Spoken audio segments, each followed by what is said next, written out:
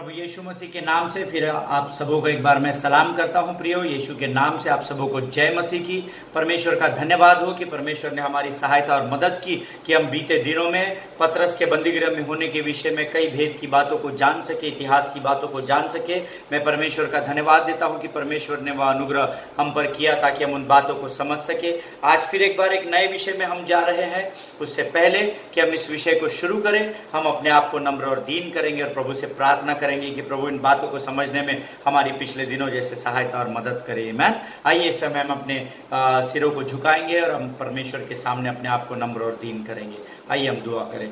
खुदावंद यीशु नासरी के नाम से सुंदर समय के लिए हम धन्यवाद देते हैं। राजा प्रभु, हम धन्यवाद देते हैं फिर एक नए विषय की ओर तू हमें लेकर जा रहा है ताकि तेरे वचनों की भेदों को तू हम पर प्रकट कर सके परमेश्वर पिता, और हम औरों के लिए आशीष का कारण बन सके।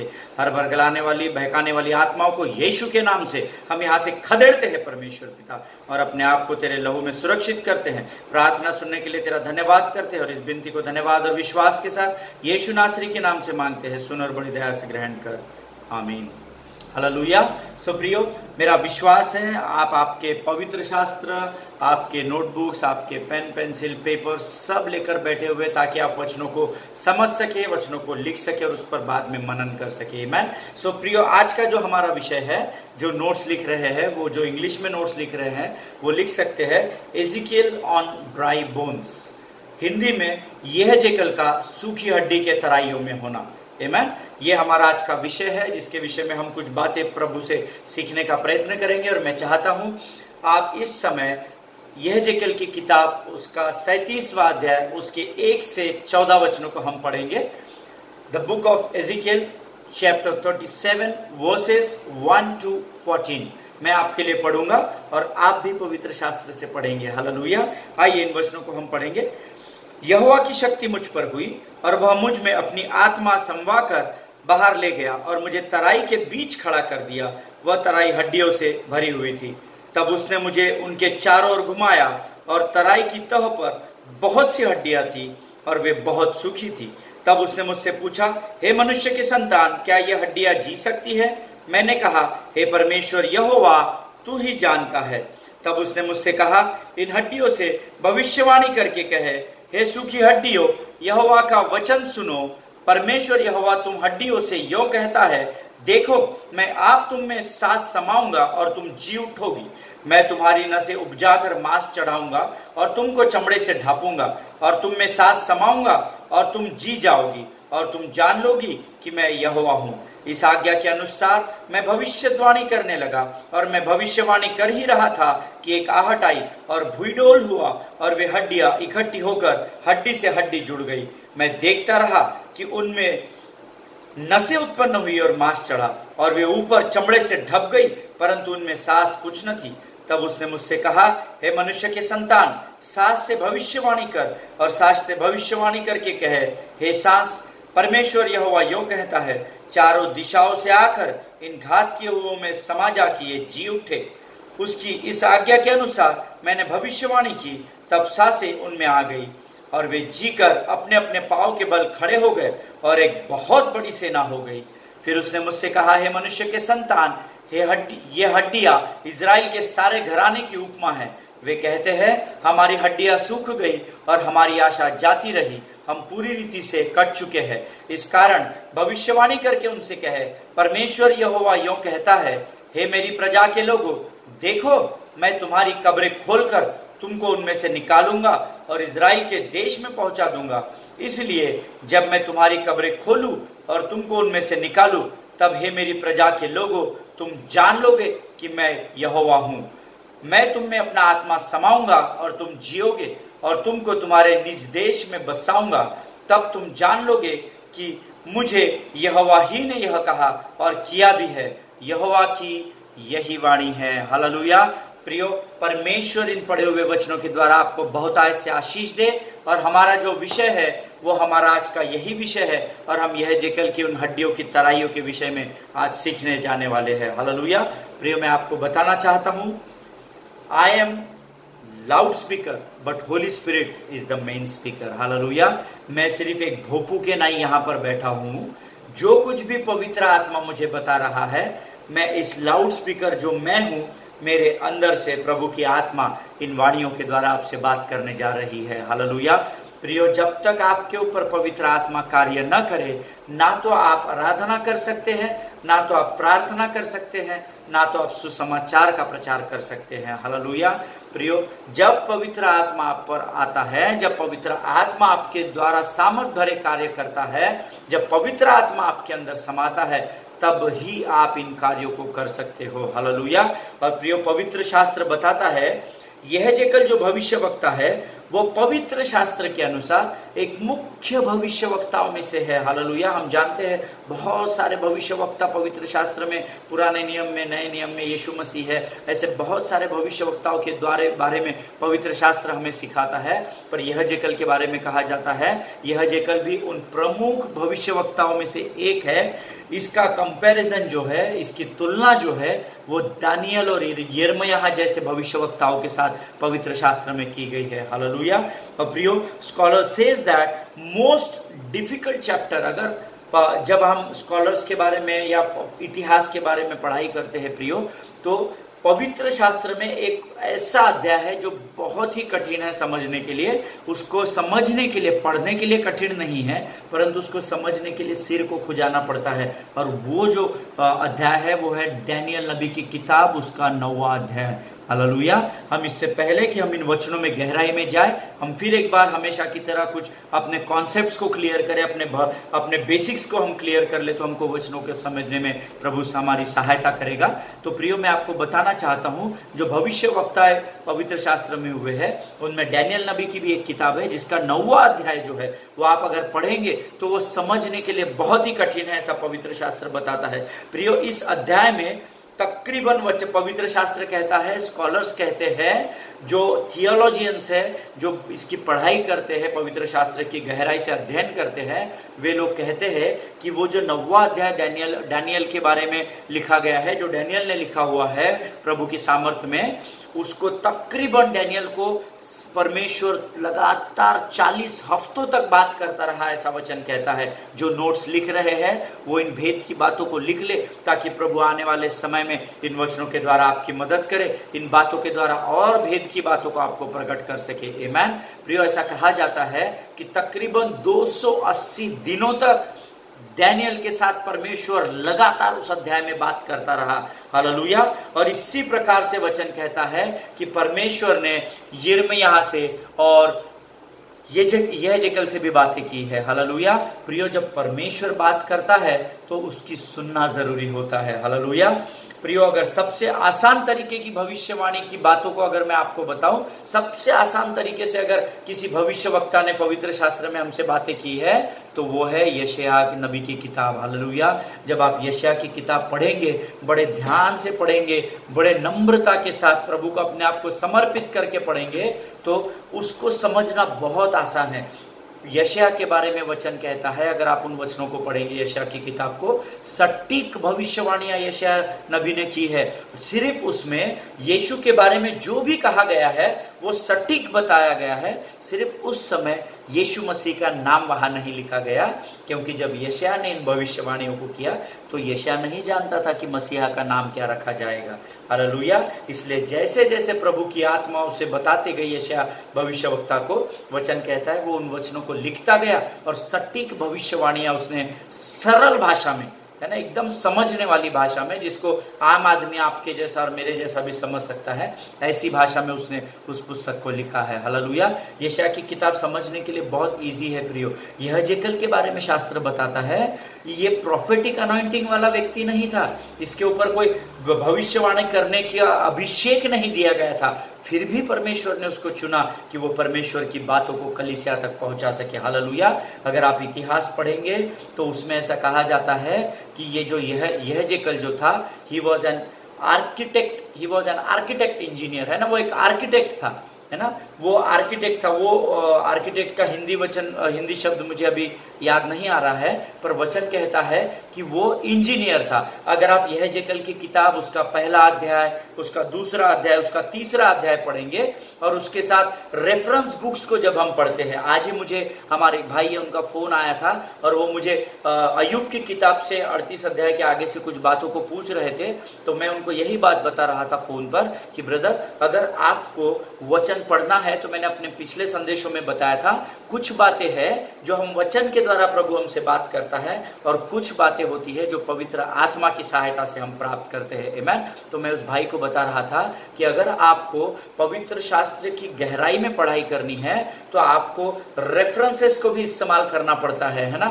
लोगों की किताबें पढ़नी है, बड़े बड़े जो प्रभु के भय में जिन्होंने अपने जीवन को बिताया, ऐसे जो परमेश्वर के सेवक है, उनकी भी किताबों का अध्ययन कीजिए। उसके अलावा जैसे मैंने आपको बताया कि अभी यहाँ यहेजकेल एक आर्किटेक्ट इंजीनियर था, तो आप मुझसे पूछेंगे आपको कैसे पता, उसके लिए मैंने इसका अध्ययन किया है प्रियो। अगर आप यहेजकेल की किताब उसका पहला अध्याय, उसका दूसरा अध्याय, उसका तीसरा अध्याय बड़े ध्यान से पढ़ेंगे और उसके साथ कुछ रेफरेंस बुक्स भी इस्तेमाल करेंगे, जैसे स्ट्रॉन्ग कॉन्कॉर्डेंस हो गया या डेस्क बाइबल हो गया और ऐसे और कई रेफरेंसेस बुक्स है, उसको जब आप पढ़ेंगे और वचन के को जब आप पढ़ेंगे तो आपको पता चलेगा कि यहेजकेल एक रिनाउंड इंजीनियर था। हालेलुया। प्रियो, पुराने नियम के अनुसार भविष्यवक्ता जो होते थे उनको पूरे समय परमेश्वर के साथ रहना जरूरी था। हालेलुया। क्योंकि वे नहीं जानते थे कि प्रभु किस समय, किस पल की, किस क्षण उनसे अपने राज्य के लिए, अपने लोगों के लिए बात करेगा। इसलिए वचन ऐसा बताता है, शास्त्र ऐसा हमें बताता है कि भविष्यवक्ता जो होते थे उनको पूरे समय परमेश्वर की उपस्थिति में रहना जरूरी होता था। क्योंकि अगर भविष्यवक्ता ने थोड़ा भी इधर उधर परमेश्वर की आज्ञा को या वचन को कर दिया तो इजराइल पर समस्या आ सकती थी। हालेलुया। इसलिए भविष्यवक्ताओं को हर समय परमेश्वर की उपस्थिति में बने रहना पड़ता था, ऐसा पवित्र शास्त्र हमें बताता है।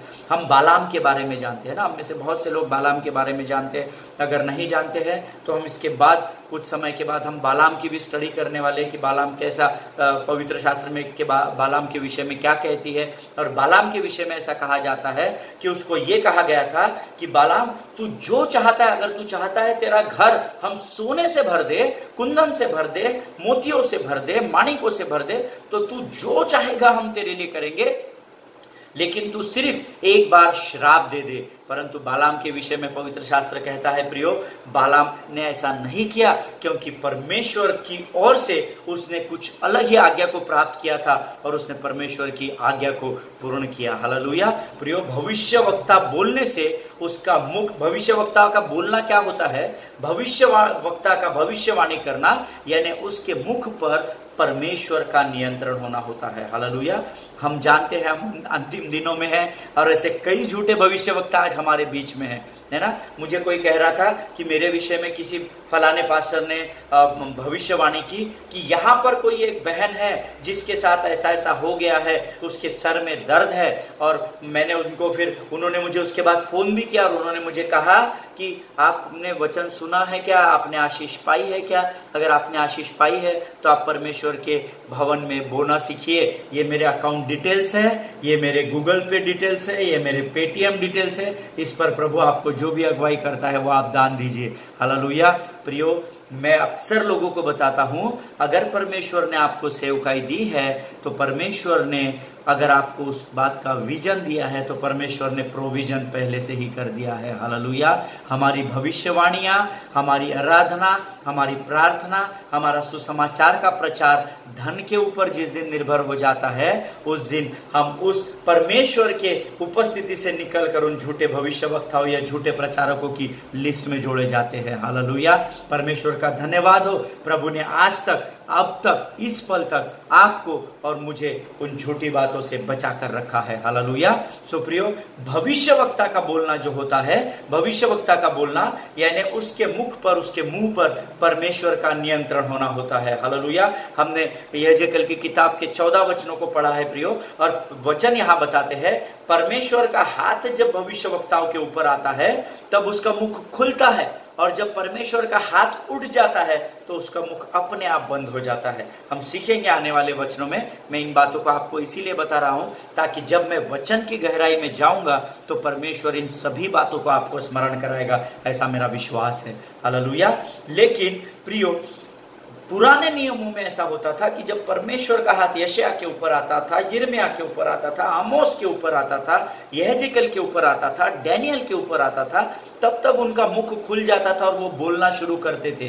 आमीन। और जैसे ही परमेश्वर का हाथ उड़ जाता था तो उनका मुख बंद हो जाता था। परंतु परमेश्वर यीशु मसीह का धन्यवाद हो प्रियो कि परमेश्वर ने इस कार्य को इस पृथ्वी पर आकर खत्म कर दिया। हालेलुया। प्रियो, परमेश्वर यहोवा ने यीशु मसीह को एक योजना को पूर्ण करने के लिए इस पृथ्वी पर भेजा है। आमीन। प्रियो, यीशु मसीह जो है वो जब इस पृथ्वी पे आया तो हम सब जानते हैं वो एक राजा के रूप में आया। हालेलुया। अब आप कहेंगे, ब्रदर आप ये क्या फेंक रहे हैं, वो राजा के रूप में कैसे आया? अगर वो राजा के रूप में आया तो फिर वो चरनी में क्यों गया, वो गौशाला में क्यों पैदा हुआ, वो किसी बड़े एक बड़े राज्य में, एक बड़े महल में क्यों नहीं पैदा हुआ? तो मैं जो आपको ये बता रहा हूं कि यीशु मसीह जब इस पृथ्वी पर आया तो एक राजा के रूप में जन्मा। उसका प्रमाण हम पवित्र शास्त्र से देखेंगे प्रियो। मत्ती रचित सुसमाचार उसका 2 अध्याय उसका 2 वचन हम पढ़ेंगे। मत्ती रचित सुसमाचार उसका 2 अध्याय उसका 2 वचन। मैं चाहता हूं आप भी मेरे साथ खोले मत्ती रचित सुसमाचार उसका 2 अध्याय और उसका 2 वचन मैं आपके लिए पढ़ूंगा। और वचन यहाँ कहता है, यहूदियों का राजा जिसका जन्म हुआ है कहाँ है, क्योंकि हमने पूर्व में उसका तारा देखा है और उसको प्रणाम करने आए हैं। हालेलुया। प्रियो, ये मेरी मनगढ़ंत कहानी नहीं है कि यीशु जब पैदा हुआ तो यीशु राजा के रूप में पैदा हुआ। पवित्र शास्त्र जो पवित्र आत्मा की प्रेरणा के द्वारा लिखा गया है वो मत्ती यहाँ पर गवाही दे रहा है कि यहूदियों का राजा जिसका जन्म हुआ वह कहाँ है। हालेलुया। प्रियो, जब यीशु मसीह इस पृथ्वी पर आया तो वो एक राजा के रूप में आया। और वचन कहता है जब वो क्रूस पर चढ़ाया गया तब भी वो राजा बनकर ही क्रूस पर चढ़ा। हालेलुया। उसका भी मैं आपको प्रमाण दूंगा। हम पढ़ेंगे मत्ती रचित सुसमाचार उसका 27 अध्याय उसका 29 वचन।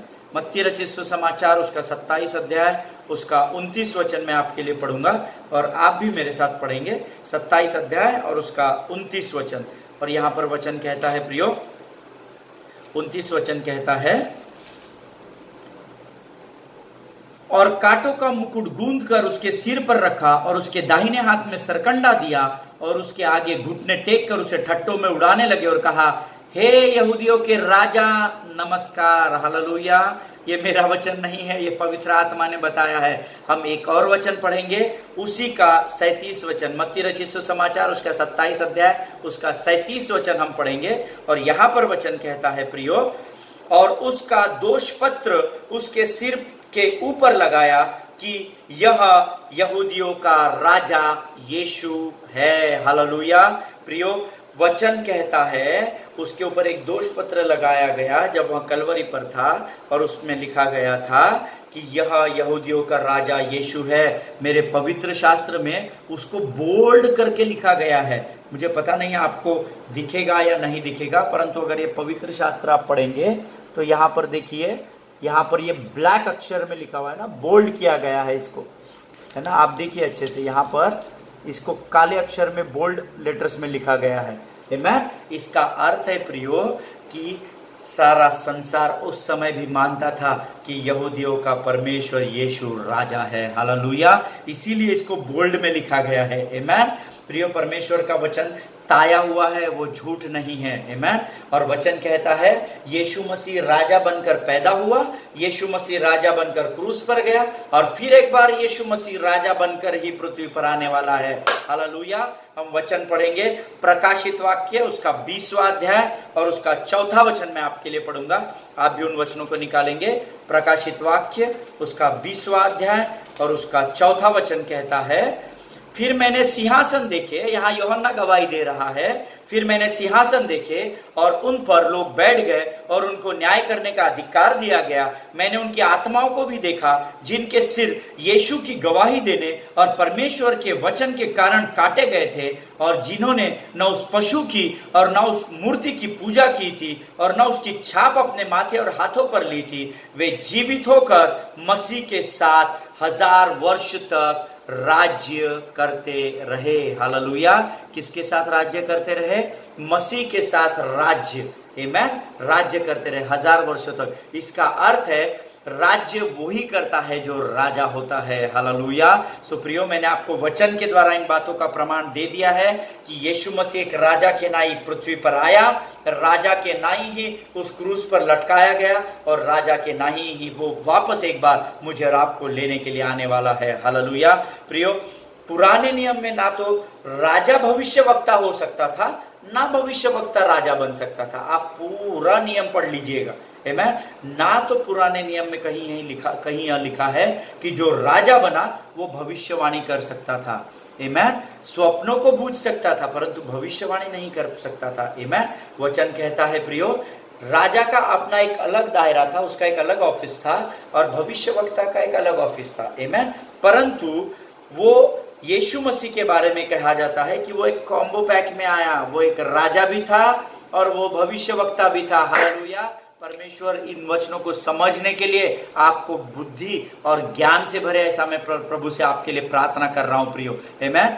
कभी भी पवित्र शास्त्र के इतिहास में ऐसा नहीं हुआ कि कोई राजा भविष्यवाणी कर सके या तो कोई भविष्यवक्ता राजा बन सके, परंतु यीशु ने कॉम्बो पैक लेकर इस पृथ्वी पर आया और वचन कहता है वो एक राजा के रूप में आया और राजा के रूप में दोबारा आएगा और वो एक भविष्यवक्ता के रूप में भी इस पृथ्वी में कार्य किया। हालेलुया। वो एक राजा के रूप में भी जाना गया प्रियो और वो भविष्यवाणी के रूप में, भविष्यवक्ता के रूप में भी पहचाना गया, ऐसा वचन कहता है। आमेन। इतना ही नहीं परंतु यीशु के विषय में कहा जाता है कि वो एक महायाजक भी था। हालेलुया। मुझे नहीं लगता कि मुझे आपको महायाजक कैसे था ये आपको सिखाने की जरूरत है। हालेलुया। वो एक महायाजक था, ये आप सब जानते हैं। वचन कहता है कि प्रभु यीशु मसीह को तोरा और तलमूद पूरी रीति से याद था। अब आप में से बहुत सारे लोगों को ये शायद पता नहीं होगा कि तोरा या तलमूद क्या होता है। आमेन। परंतु आने वाले दिनों में अगर प्रभु ने अगुवाई की तो हम तोरा के विषय में भी सीखेंगे। आमेन। वो हमारा विषय नहीं है, इसलिए मैं सिर्फ आपको यहाँ रेफरेंस दे रहा हूं। प्रभु यीशु मसीह को पूरा तोरा स्मरण था और वो याजक के जैसे कपड़े भी पहनता था। आप और हम सब जानते हैं, ये मुझे आपको बताने की जरूरत नहीं है। That represents that Jesus was not only king but he was also a prophet and a priest. Hallelujah. वो केवल एक राजा ही नहीं था परंतु वो एक राजा भी था, वह एक भविष्यवक्ता भी था और वो एक ही महायाजक भी था। Hallelujah. 3 in 1 is equal to 1 man of God. Hallelujah. प्रियो, ये तीन चीजें जिसमें पाई जाती है वो पूर्ण रीति से परमेश्वर का एक सेवक या परमेश्वर का एक दास कहलाता है। Hallelujah. Amen. 3 in 1 package is equal to 1 man of God. जो नोट्स लिख रहे हैं वो लिख लीजिए, 3 in 1 is equal to 1 man of God, जिसके ऊपर जो राजा भी है, क्योंकि यीशु मसीह राजा था इसलिए मैं और आप राजा है, क्योंकि यीशु मसीह भविष्यवाणी करता था इसलिए आप और मैं भी अपने लिए भविष्यवाणी कर सकते हैं, क्योंकि यीशु मसीह एक याजक था। वचन कहता है आप और मैं भी राष्ट्रीय याजकों का नए नियम में समाज बन चुके हैं। हालेलुया। तो प्रियो, ये तीनों गुण जिनमें पाए जाते हैं वही परमेश्वर का सेवक भी कहलाता है। हालेलुया। और जब हम यहेजकेल के बारे में देखते हैं तो उसको इन तीन बातों का लाभ उठाने का मौका नहीं मिला, परंतु वचन कहता है उसने केवल एक भविष्यवक्ता के रूप में कार्य किया जब वो इस पृथ्वी पर था। हालेलुया। मैं आने वाले समय में आपको बताऊंगा कि वो कार्य उसने कैसे पूर्ण किए। अकॉर्डिंग टू थियोलॉजी, यहेजकेल की ये जो किताब लिखी गई है, जो लोग नोट्स लिख रहे हैं वो लिख सकते हैं, यहेजकेल की यह किताब जो लिखी गई है, इतिहास ऐसा बताता है या स्कॉलर्स ऐसा लिखते हैं जो डीप स्टडी यहेजकेल की करके बैठे हुए हैं, वो लोग कहते हैं यहेजकेल की पुस्तक 575 वर्ष से लेकर 800 वर्ष के बीच में लिखी गई है। बिफोर क्राइस्ट, यीशु मसीह के जन्म से पहले 575 वर्ष से लेकर तो 800 वर्ष के बीच में इस किताब को लिखा गया है। हालेलुया। अगर आप इसका इंडेक्स पढ़ेंगे यहेजकेल की किताब के ऊपर जो वर्णन दिया जाता है उसमें 586 ईसा मसीह पूर्व लिखा गया है ना, यीशु के पैदाइश के 586 वर्ष। पर जो लोग इसका अध्ययन गहराई से कर चुके हैं वो बताते हैं कि 575 वर्ष से लेकर 800 वर्ष के मध्य में इस किताब को लिखा गया है। हालेलुया। यहेजकेल के बारे में स्कॉलर्स और भी थोड़ी बातें बताते हैं जो यहाँ नहीं लिखी गई है, आप नोट्स में लिख सकते हैं।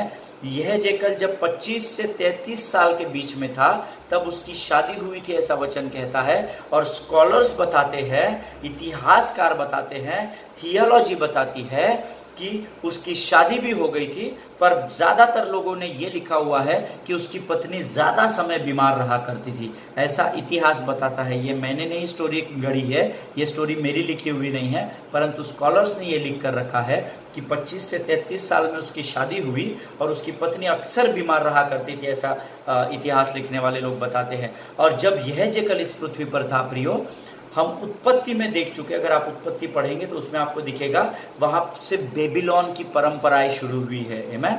आज भी हो रही है ना। हम कभी पढ़ेंगे कि बेबीलोन की परंपराएं और परमेश्वर का जो कार्य है उसमें क्या फर्क है, ये हम आने वाले दिनों में पढ़ेंगे, है ना। इसके बारे में हम अध्ययन करेंगे, आज वो हमारा विषय नहीं है। परंतु जब यह जेकल इस पृथ्वी पर था तो वचन कहता है तब बेबीलोन की परंपराएं वहां पर चल रही थी। और ये जो बेबीलोन की व्यवस्था थी, ये एक बहुत ही गहरी रणनीति के तहत उस समय तैयार की गई थी। और उन्होंने क्या किया था कि यरूशलेम में सबसे पहले मंदिर को तोड़ा था। बेबीलोन के जो परंपराएं थी या बेबीलोन की जो व्यवस्था थी, बेबीलोन के 4 राजा थे, हम उनके विषय में कभी और सीखेंगे। उन चारों राजाओं ने क्या किया, एक तैयारी की, एक साथ आए, कुछ रूल्स एंड रेगुलेशंस बनाए, और उस रूल्स एंड रेगुलेशंस के तहत ही ऐसा कहा जाता है, ऐसा प्रमाण है पवित्र शास्त्र में कि बेबीलोन के जो सिस्टम था, इस बेबीलोन के सिस्टम ने, इस व्यवस्था ने ही यरूशलेम में सबसे पहला मंदिर तोड़ा था। हालेलुया। और यरूशलेम के मंदिरों को तोड़ने के बाद उन्होंने क्या किया था, बहुत सारे याजकों को कत्ल कर दिया था, बहुत सारे परमेश्वर के जो याजक थे उनको मार दिया था, भविष्यवक्ताओं का कत्ल कर दिया था, ऐसा पवित्र शास्त्र प्रमाण देता है। हालेलुया। प्रियो, मेरा विश्वास है ये वचन आपको धीरे धीरे करके समझ में आ रहे हैं। आमीन। आपको ये लिखने के लिए मैं इसलिए बताता हूँ क्योंकि कई बातें जब हम सुनते हैं तो हमारे सर के ऊपर से चली जाती है। आमीन। कई बार जब मैं संदेश को सुनता हूँ तो मेरे सर के ऊपर से निकल जाता है। फिर मैं क्या करता हूँ, मैं उस संदेश को बार बार सुनता हूँ, बार बार सुनता हूँ, फिर उसकी बातें लिखता चला जाता हूँ। जब मैं एक चीज लिखना शुरू करता हूँ तब परमेश्वर उसमें और एक भेद की बात को जोड़ता चला जाता है। हालेलुया। प्रियो, परमेश्वर का काम करने का तरीका मनुष्य के जैसा नहीं है, वो अद्भुत अल्फा और ओमेगा परमेश्वर है। आमीन। इन वचनों के द्वारा परमेश्वर आपको बहुतायत से आशीष दे। प्रियो, कल फिर एक बार इसी विषय में हम और बातों को सीखेंगे और हम देखेंगे कि हमने जो 1 से 14 वचन पढ़े हैं उसमें परमेश्वर आपको और मुझे क्या सिखाना चाहता है। हालेलुया। प्रियो, परमेश्वर इन वचनों के द्वारा आपको आशीष दे। आज हमने सिर्फ बेसिक का एक भाग सीखा है ना। हमने आज सिर्फ अपना पाया मजबूत किया है, हमने अपने बेसिक्स को मजबूत किया, अपनी नींव को, जड़ों को हमने आज मजबूत रखा है। इससे और गहराई में हम कल जाएंगे। आमीन। तब तक आप सुरक्षित रहिए, अपने परिवारों में बने रहिए। मैं शहर से बाहर आया हूँ अपने कार्यों के लिए, मेरे लिए प्रार्थना करते रहिए। अपनी प्रार्थना में मुझे स्मरण रखिए ताकि हम इन वचनों के द्वारा औरों के लिए आशीष और आदर का कारण बन सके। हालेलुया। प्रिय परमेश्वर आपको बहुत ऐसे आशीष दे। राज्य सरकार के, भारत सरकार के दिए गए निर्देशों का पालन कीजिए। God bless you all the best.